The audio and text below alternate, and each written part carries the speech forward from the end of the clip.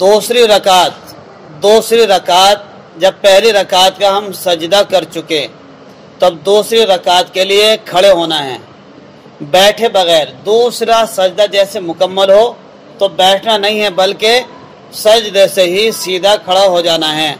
عن ابی ہریرہ رضی اللہ عنہ ان النبی صلی اللہ علیہ وسلم کان اذا قام من السجدۃ الثانیۃ ينهض على صدور قدمیہ. حضرت ابو ہریرہ رضی اللہ عنہ سے روایت ہے کہ حضور صلی اللہ علیہ وسلم جب دوسرے سجدے سے اٹھتے تو اپنے قدموں کے بل سیدھے کھڑے ہو جاتے تھے. اس حدیث کی تائید بہت سی صحیح حدیث سے بھی ہوتی ہے. عن ابن سہل الساعدی رضی اللہ عنہ وفیہ ثم کبر فسجد ثم کبر فقام ولم یتورک. حضرت سہل ساعدی کے بیٹے سعد ساعدی رحمۃ اللہ علیہ روایت کرتے ہیں کہ اس میں یہ بھی ہے کہ حضور صلی اللہ علیہ وسلم نے تکبیر کہی پھر سجدہ کیا پھر تکبیر کہی اور سیدھے کھڑے ہو گئے نہیں بیٹھے. اٹھتے وقت زمین پر بلا عذر ہاتھ نہ ٹیکے.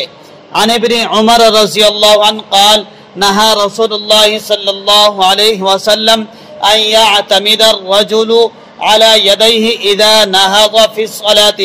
حضرت عبداللہ ابن عمر سے روایت ہے کہ اللہ کے رسول صلی اللہ علیہ وسلم نے نماز میں کھڑے ہوتے وقت ہاتھوں کو زمین پر ٹیکنے سے منع فرمایا ہے.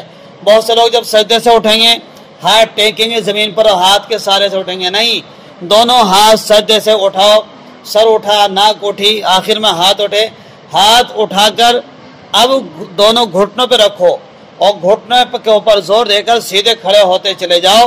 زمین پر ہاتھ نہیں ٹیکنے ہیں. سجدے سے اٹھتے وقت گھٹنوں یا رانوں پر ہاتھ ٹیک سکتے ہیں.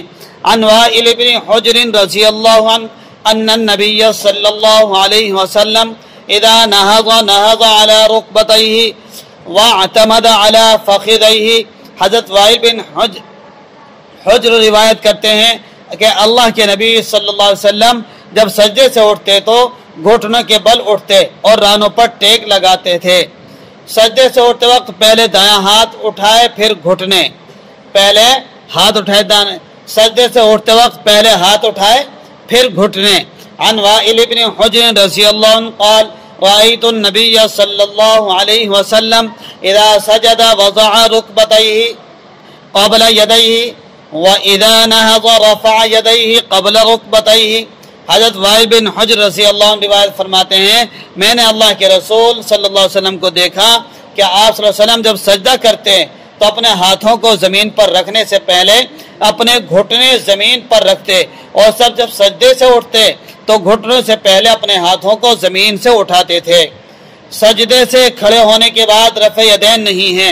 عن علقمۃ رضی اللہ عنہ قال قال عبداللہ ابن مسعود رضی اللہ عنہ الا اصلی بکم صلاة رسول اللہ صلی اللہ علیہ وسلم فصلی فلم یرفع یدیہ الا فی اول مرۃ.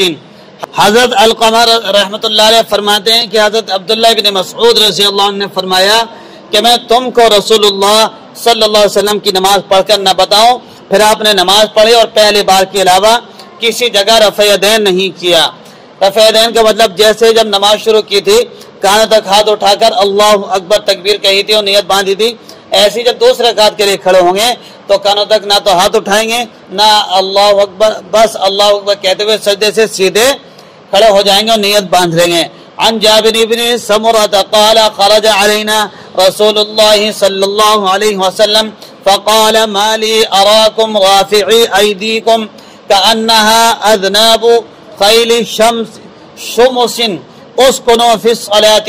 حضرت جابر بن سمرة رضی اللہ عنہ فرماتے ہیں اللہ کے رسول صلی اللہ علیہ وسلم ہمارے پاس تشریف لائے اور فرمایا کیا بات ہے، میں تم لوگوں کو اپنے ہاتھ اٹھاتے ہوئے دیکھ رہا ہوں گویا وہ بد کے ہوئے گھوڑوں کے دم ہیں. نماز میں سکون سے رہو. یہاں نماز میں سکون سے رہنے کا حکم ترک رفع یدین کو شامل ہے. دوسری رکعت میں ثنا و تعوذ نہ پڑھے.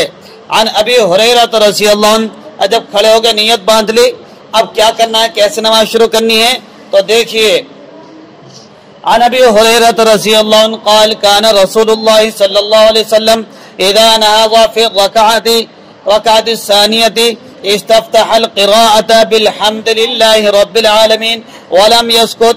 حضرت ابو ہریرہ رضی اللہ عنہ کا ارشاد ہے اللہ کے رسول صلی اللہ علیہ وسلم جب دوسری رکعت میں کھڑے ہوتے تو قرات الحمدللہ رب العالمین سے شروع فرماتے، یعنی ثنا و تعوذ نہیں پڑھتے تھے.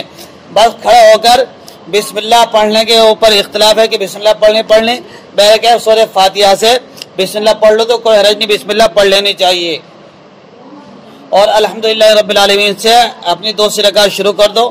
اب باقی نماز یعنی رکوع سجدہ ایسے ہوگا جیسے ہم بتا چکے. اب کل ہم بتائیں گے کہ قاعدہ کیسے ہوگا. دوسری 2 رکعت پڑھنے کے بعد قاعدہ ہوتا ہے.